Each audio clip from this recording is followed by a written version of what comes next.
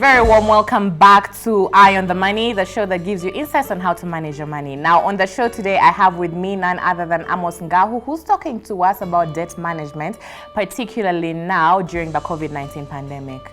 Now, the general gist of what you're telling us today, Amos, is if you can, just stay away from debt. Manage every other aspect of your life, but in as much as possible, don't take on more when it comes to debt. Amos, we have something that's slowly eating up this country, and I'll speak particularly about the youth, because before we took a break, you made reference to unnecessary expenditure, them getting into expensive, expenses that sometimes you can't even logically make sense of. And I believe, or I feel from what I've read, this also has something to do with the influx of digital lending apps and just the ease with which one can now access money. And there's a big conversation when it comes to regulation. Someone can pick on debt and decide, I'm not going to pay this, drop that app, go to the next one. We're seeing youth go heavily a lot during that direction, and the pandemic has only made it worse. What would be your 2 cents on taking out that digital app? Because it's convenient, it's quicker than a bank. You don't need collateral. I just go into my phone, 2 seconds later, I have money. I really would like to hear what you have to say about that, and would you advise when it comes to that? Well, this guy called Bill Balance, who says that when one is in love or one is in debt, someone has advantage over you. Even love. Yes.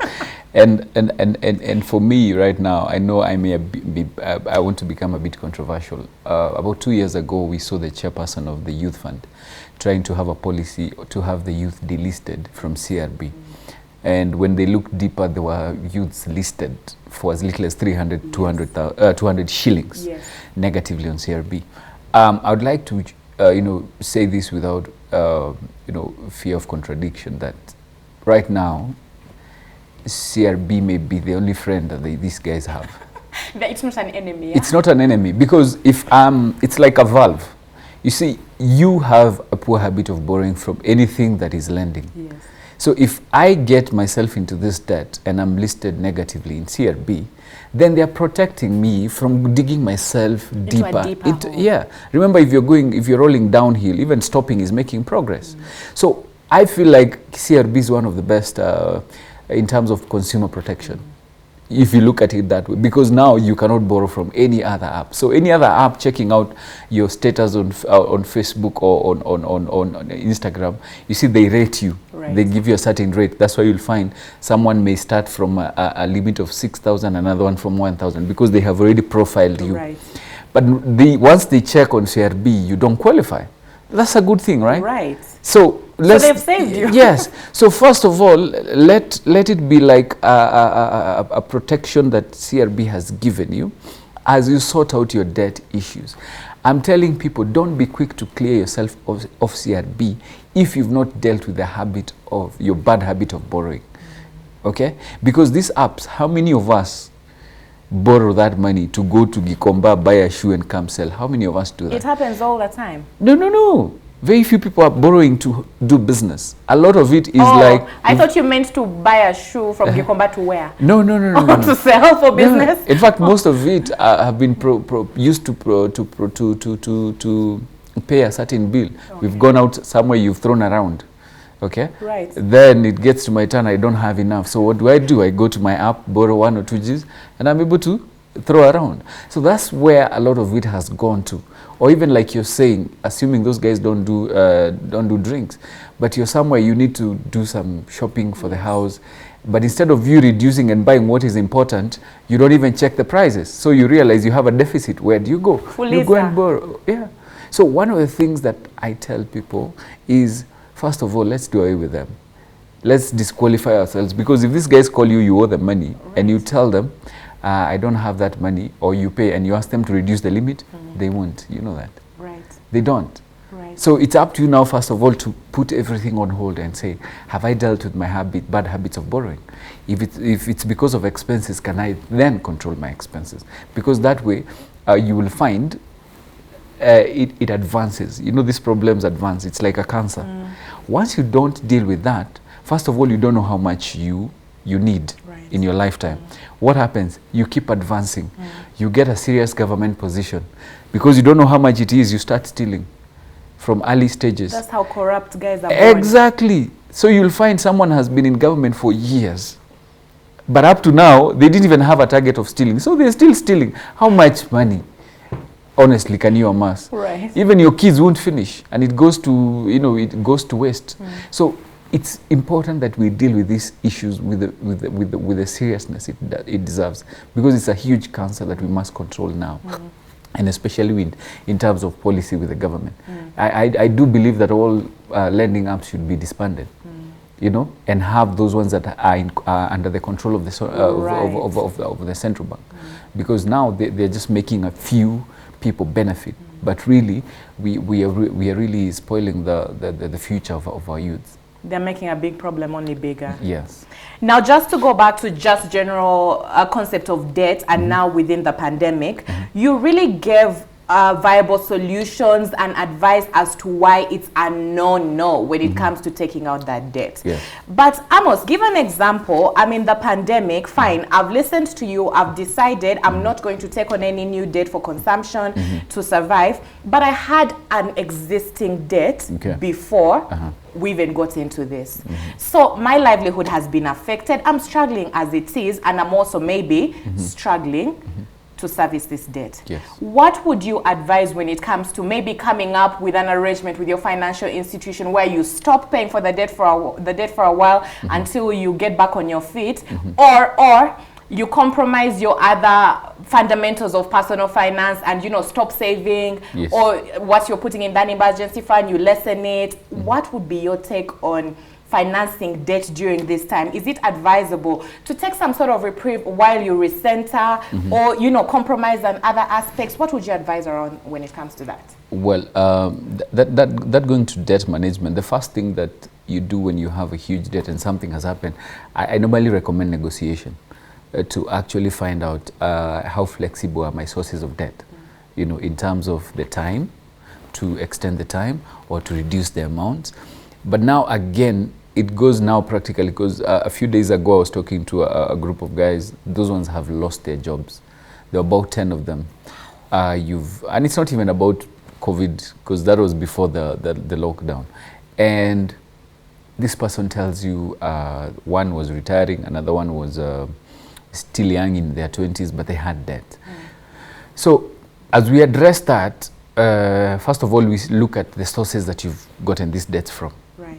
Are they negotiable? And that's why sometimes I recommend SACCOs, because you're able to put down your case, and there are people who can negotiate. But most importantly is what you used to do with the money. Because the goodness or the badness of debt is actually determined by what you did with it. Right. So if I took a car loan, I have a fresh car loan, it's time you dispose of that car. Because the money that you had, if you have a reduction, it doesn't make sense.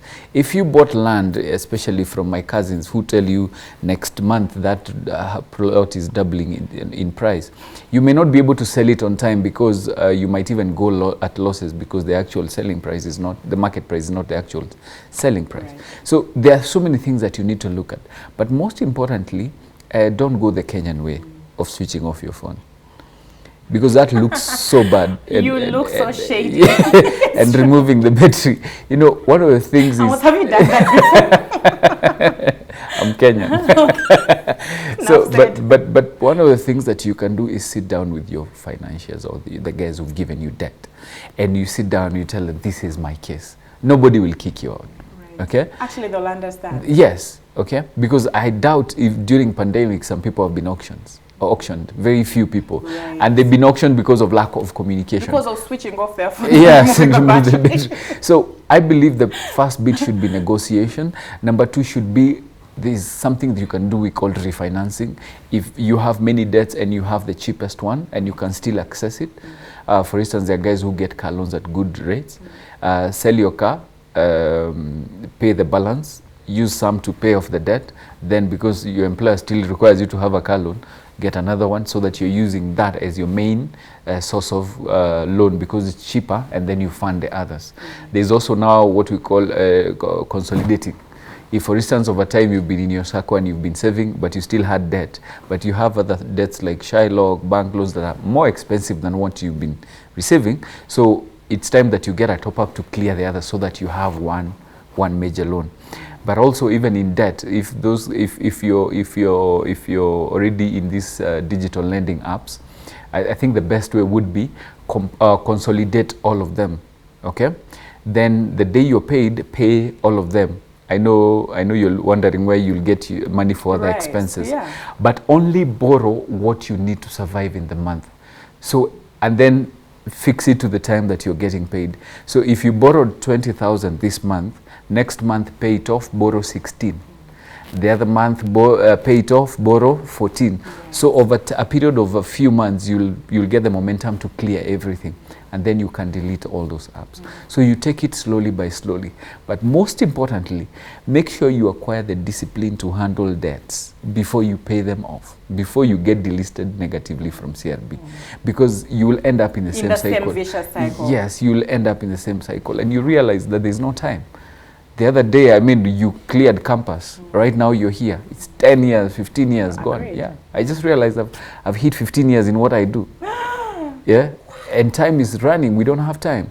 So now, before our donkey years are over, we have very little time. Before I get to 50, it's only a matter of time. And then I start looking at the mistakes that my sons are making, and I start backing again. We go to the dog years. So it's important for us to deal with the habit first, then we see how we can deal with this debt, because all is not lost. Yeah, and COVID may not be the only catastrophe that comes to you financially. Right. Yeah, there are people who've made money in COVID, there are people who've lost money, isn't it? So depending and understanding, depending on the season, it's important for you to prepare for all of them, for all the seasons, yes. Now, in summation, Amos, and we have like about 3 minutes to close, what would be like off the top of mind, right? Because we've delved into a lot. Yes. But in closing, what would be your top 4 tips when it comes to debt management and advice you'd give people within this period, like in summation? Okay. I know people talk about savings, and there are people who are very good at it, but COVID has taught me that savings are overrated. Wow, coming from the experts. Yes, savings are overrated. If you can have those savings generate for you a passive income, then you're king. So I believe passive income is king, regardless of the stage you are in life, whether there is COVID or no COVID. Because the more you start preparing for passive income, even in your active years, it becomes very easy for you to transition into retirement. Are we together? Yes. So I believe that all the savings should go towards a certain purpose. So that brings me to point number 2, invest with a purpose. Don't just buy a piece of land because I have told you that there's this offer. Don't just go into the supermarket and buy this because there is an offer. No, have a certain purpose that you want to achieve, then pick a vehicle. Yes. And then finally, I think this is where it is going to hit everyone. For everyone planning to have a family, or someone who has a family, or someone who has children, remember, most of us are focusing on the wrong things, what we want to leave for them. We should focus on what we want to leave in them. Right. Because if you teach your child how to prepare for all seasons, remember, even for them when they go to high school, and they remember that you showed them how to reduce expenses, and you forget to send them fare, they will spread their expenses and say, instead of eating a full loaf, can I do a 3/4? Right. You understand? So that now I reduce on my expenses, or it can last me longer. So with those 3 tips, I feel like we'll be ready to make a few changes in our finances. And I have nothing useful to add. Yeah. Amos, thank you so much for making time Thank to talk to us about this very relevant topic, because believe it or not, there's so many people out there in this country that are swimming in debt, maybe not because of their own will, but because they don't know what to do. They don't know how to go about surviving, and you've been really brilliant when it comes to just giving us practical tips. Unfortunately, we've come to the end of this show, and that's all we had for you today on Eye on the Money. But remember, you can keep the conversation going, as well as keep sending us your feedback on our social media handles at Metropole TV KE on Facebook, Instagram, and Twitter. We have so much more coming your way. Stay with us.